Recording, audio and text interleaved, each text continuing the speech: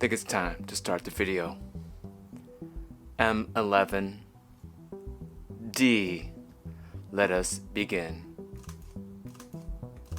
Hello everyone and welcome to BHT Studio and welcome to another Leica 100 video. This is not a flat lay 5 because of course I have 6 cameras here, but these are all Leica M cameras, M3, M4, M7, M9P, M10R, and the latest and greatest M11-D.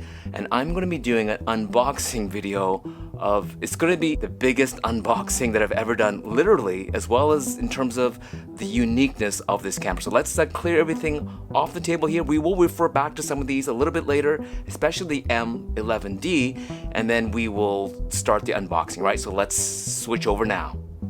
All right, the box is so big that it's not gonna fit in this overhead, so I'm gonna have to do an insert here with my DJI Osmo Pocket. But as you can see, it completely takes up the entire overhead rig, and so I'm gonna have to insert B-roll as I basically open up the lid of this, and then we take a look inside. But I will open this up. Let's just do it right now here as I maybe include some of that B-roll. But this is a monstrous box, and as you can see, the first thing you see in here is a nice case here, and this is the first time I've done such a special, one of these really high-end limited edition cameras here, and this comes with its own unique half leather case with a built-in. I thought I could put my own strap, but it looks like it's riveted in, so you're gonna have to use and it's a nice strap, but it doesn't have kind of like the character. Like, I want to add my own character, but nice, beautiful, kind of a charcoal gray leather strap here, and in a nice little case here. So I'm going to just move this off to the side. And then we have a little foam insert here, so let's move the foam. Now look at that. Now you can tell what this is, right? It is a Leica M60. So I think that's the official name. Leica, here we go. Let's just see if we can just bring it right up here. There you go. Leica M60. Now this is the 60th anniversary of the Leica M mount. So this came out in 2014, so 11 years ago. And so let's make space for this here. Alrighty, here we go. So now this box itself, no problem, it can fit on top of here. And just to show you quickly, just from the bottom here, it have this felt material, and I think it's because you can use this as a as a place to put the cameras as you're showing the customer. So it definitely is an oversized box, but I think with these limited editions, because they give you so much bonus material, that it makes sense. And this is not new in box, it has been opened before. There's a little bit of a little scuff mark in the corner there, but you know, for an 11-year-old digital camera, I think that is all right. So let's straighten this up here, and this opens up like this. Look at that. All right, and as I mentioned, even on the bottom, this is kind of like a felt type material, both in the top and bottom. And you can see these little circles because this is probably where they put the lenses, lens hood, and maybe camera body as you're displaying it. So it's nice that this has its own display case built in. All right, so let's show what's inside. Ta-da! Look at this. They have these nice little handles to lift this up and out of the way. But before we do that, to show you, there's 2 little side compartments here. One thing they give you is these Leica white gloves. Now this is it's not even white anymore, it's more kind of a bone color. But Francisco, my camera collector friend, and he's the one that also let me unbox his M11-D. And as we were talking about the M11-D, we were talking about the original screenless Leica, which was this M60.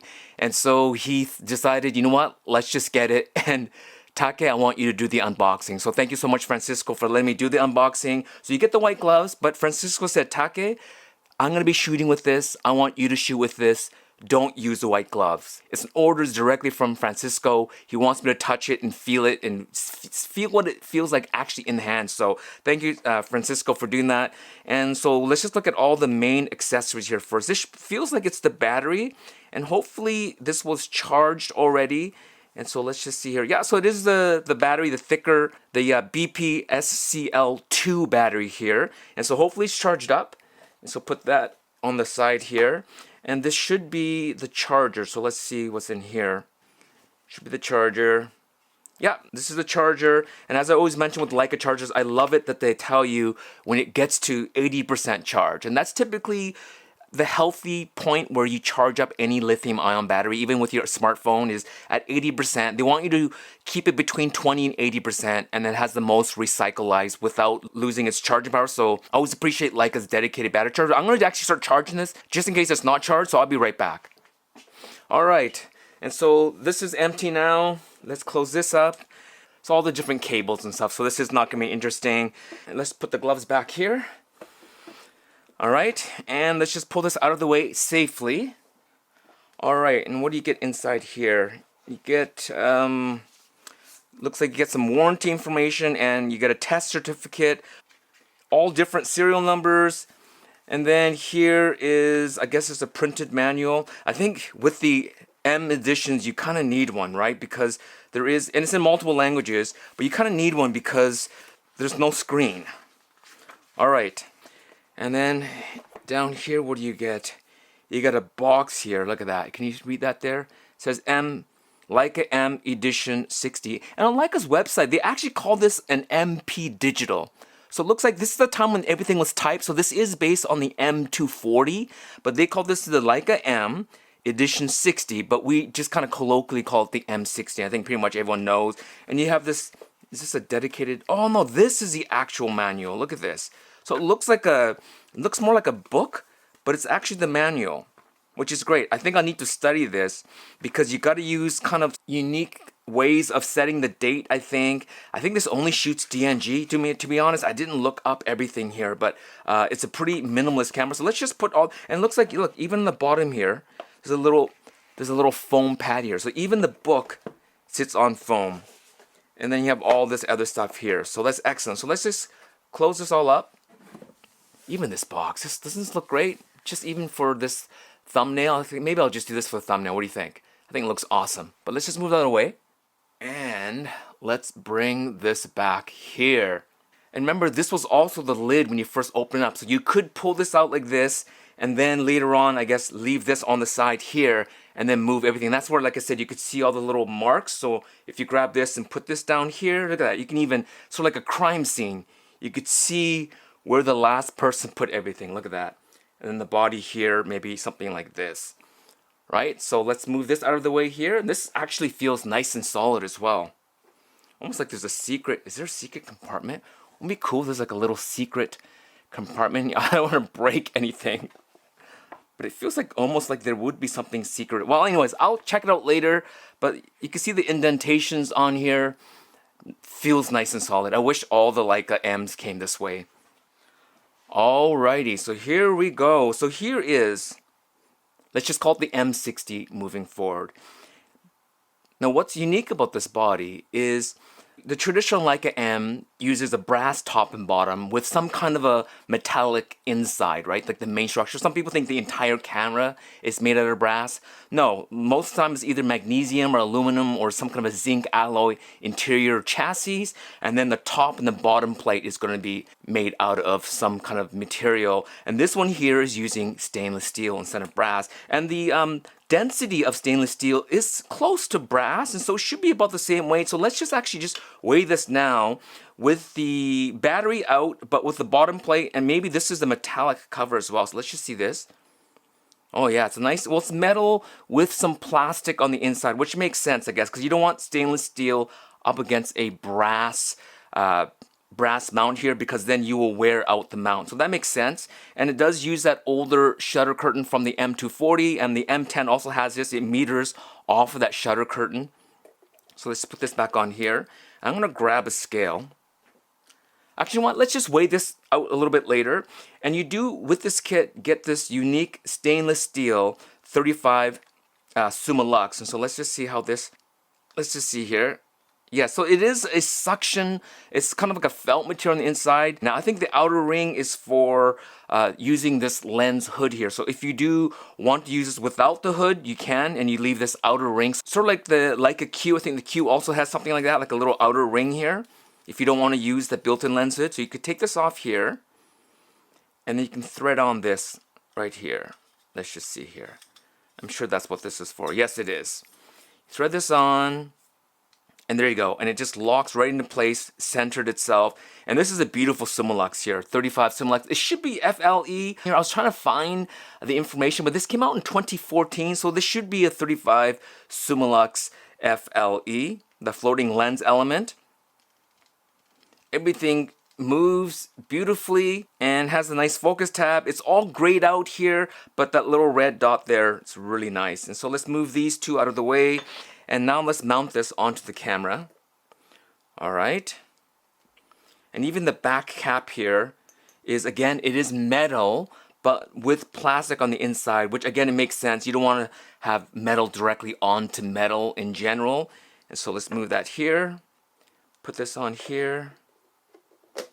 There you go. Oh yeah, look at that. Now this must be the prettiest M digital that I have ever seen. And a lot of it is because, again, it has no screen. This is the original MD, the original essentials. And this is even more essential than any other MD. The closest one is probably the MD Type 262. So it's the same generation. This came out before that.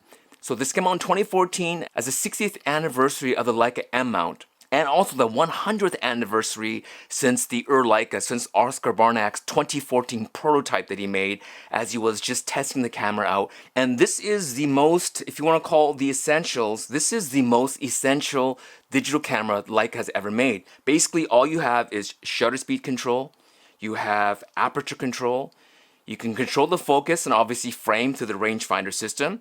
You have ISO control, and even on ISO here, as I'm looking, ISO 200 up to 6400, there is no auto ISO, right? So you can't just put it in auto mode, and there is aperture priority, but that's it.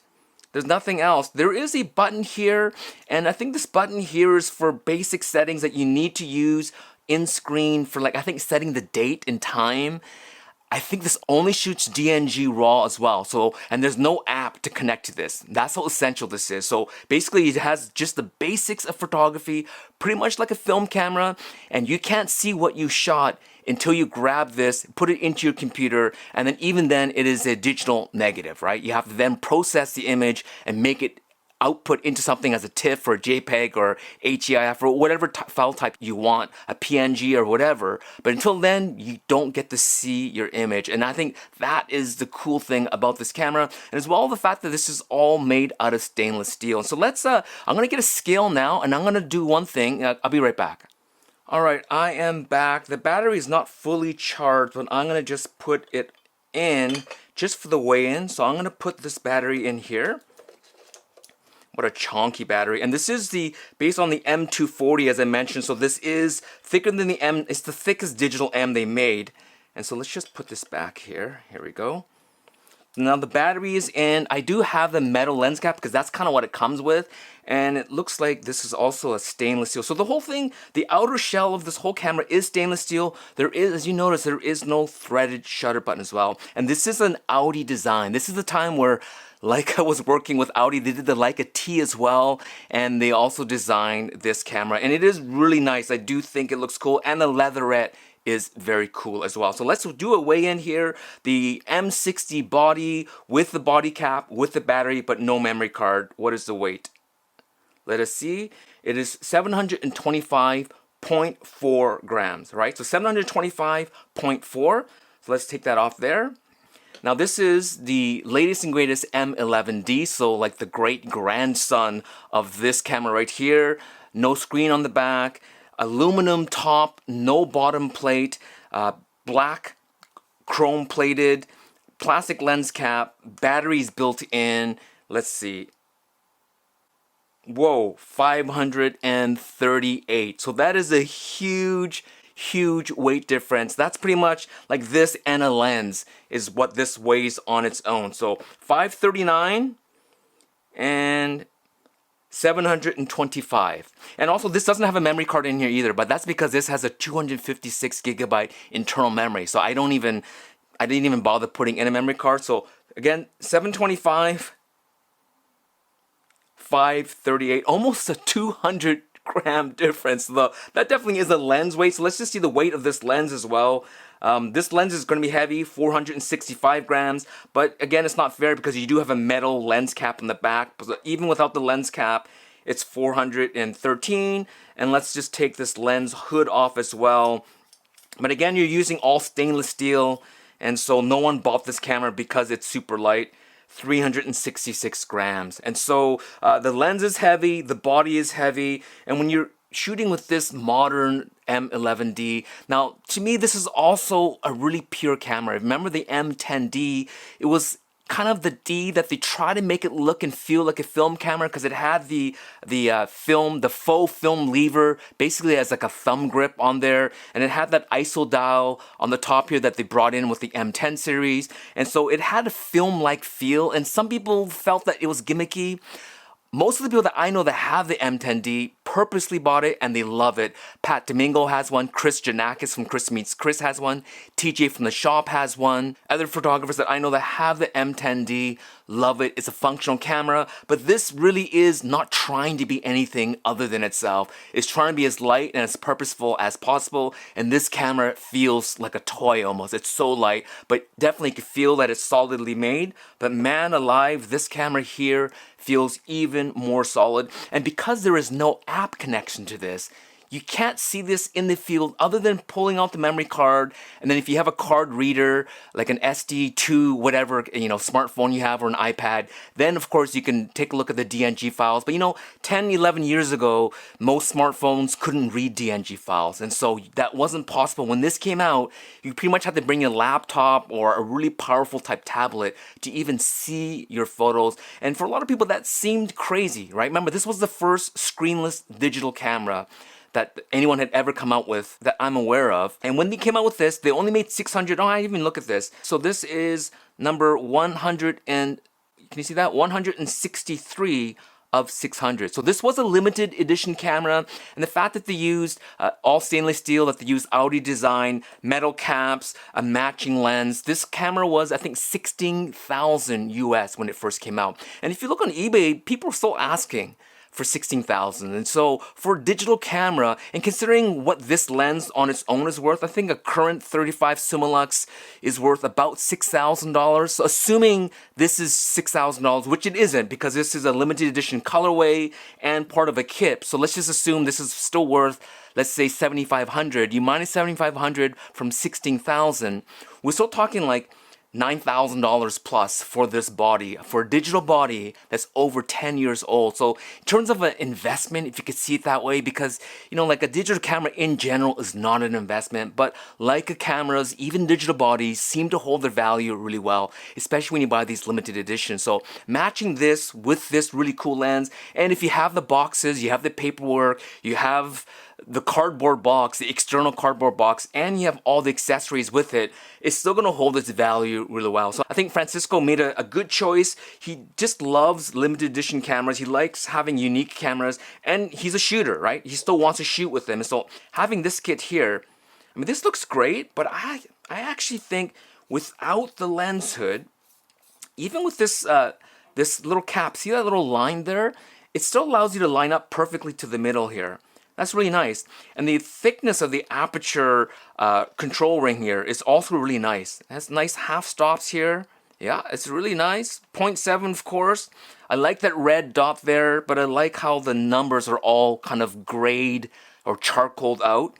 Look at that. The one thing I wish it had a threaded release, but I also understand if they put one, then people might put goofy, weird looking shutter releases, and I do like that it has these really nice clean lines on this body as a collector's model that you can decide to shoot with. And so, like I said, Francisco told me, Take, I want you to take this out. I want you to shoot with it. One thing you might notice right away here is that there are no strap lugs. Look at that. And so you do need that half case. I'm going to grab it now. Let's just move this scale out of the way. All right, so here is this half case. Let's just put this on here. And remember, the M240 was a thick boy. When the M9 is definitely thinner than the M240. And when the M240 came out, people complained. I'm putting it on backwards. Look at that. It's blocking the viewfinder. Alright. Here we go. Put this on here. Again, it's nice. It comes with the threaded, comes with a little handle here instead of a slotted screw mount here. There you go. So this is the way they want you to use it. I think if you are a shooter and you want to use this every day and you want your own custom straps, then you would have someone make you a custom case, because these are pretty, the design of these are pretty simple. So I think if you modified an existing M240, you could probably put a case like that. This is what it looks like from the top here. You can see that it's just kind of perfectly matched to this. Would I use this? I mean, I would use this for safety reasons, because first of all, this is not mine, and this is not mine to scratch up. Francisco actually said, Take, shoot with it. Obviously, don't be reckless with it, but he says, you know, don't worry about scratches, don't worry about those other things, but I would be worried about scratches, so I would definitely put this case on. But there is another way that you can do it. So let's just take this off here. All right.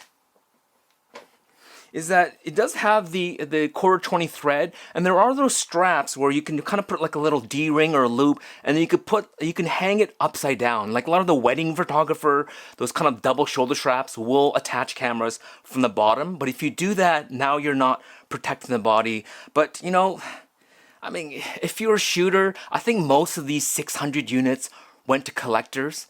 But there are a handful of people like Francisco that actually wants to shoot with this and have fun with it. There are little tiny, you could see, maybe you can't see it, but there's a little bit of a blemish on here. And it looks like if there was a sticker on the bottom, yeah, the sticker was already removed. And there's a little funny little mark here. Maybe I just did that, trying to thread it in the wrong way. And the lens, though, looks pristine. I'm just looking inside the lens. I don't see any dust or anything. So this is just a beautiful looking camera. And then here's, you know, the great grandson or grandson of this camera here.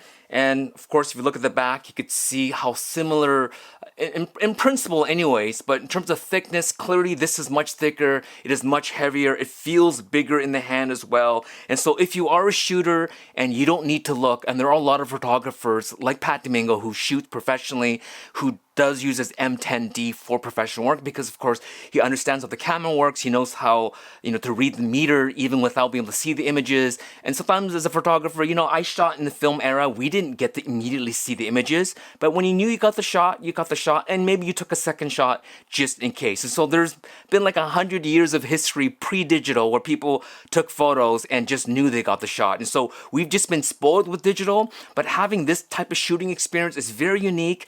You can't intellectually figure out if you'll like it or not. You really need to try it, right? It's like saying, you know, trying a watch without putting it on your wrist. You need to put it on your wrist. And same with a car.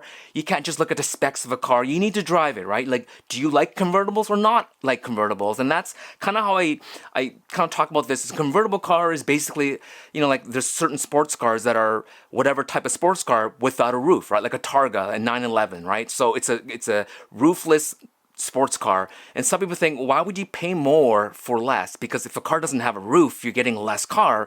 But there's a certain experience you get when you're driving a car without a roof. And I love convertibles. I didn't get convertibles until I actually drove one. Then once I drove, I'm like, wow, I see what the big deal is. And likewise with this camera here, until you experience it, it's really hard to explain. But since the original MD Type 262, which is what came out after this, right? Because this was a limited edition, only 600, and there were a few people who said, hey, I'm intrigued. I'm a film shooter, and I don't like seeing the screen. Why don't you make a non-limited edition version of this? And that's what the MD Type 262 was. And that obviously wasn't this expensive. It didn't come with a lens. It was the 262, but it did have a brass top with kind of a black, I'm not sure if it's black paint, like the glossy black paint, but it looks like it's a black paint. So I would actually, of all the MDs that I can afford to buy, I think the MD Type 262, that's probably what I would buy, because that's the first one I reviewed and I had a great time with it.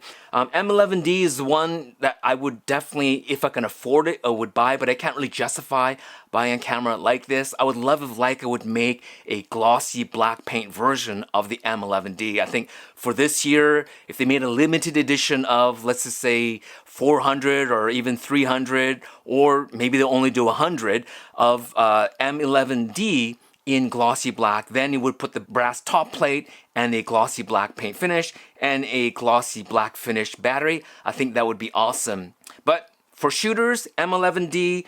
For collectors, I think this is the ultimate MD, the essentials digital MD camera that you can buy. And so there's gonna be part 2 to this, which is me out and about shooting with it. And so stay tuned for that. Thank you again, Francisco, for sending this to me to test out. And because, well, I don't have a memory card in here, but battery's partially charged, so I will finish off like this. So thank you so much for watching. We'll talk to you soon, and happy shooting.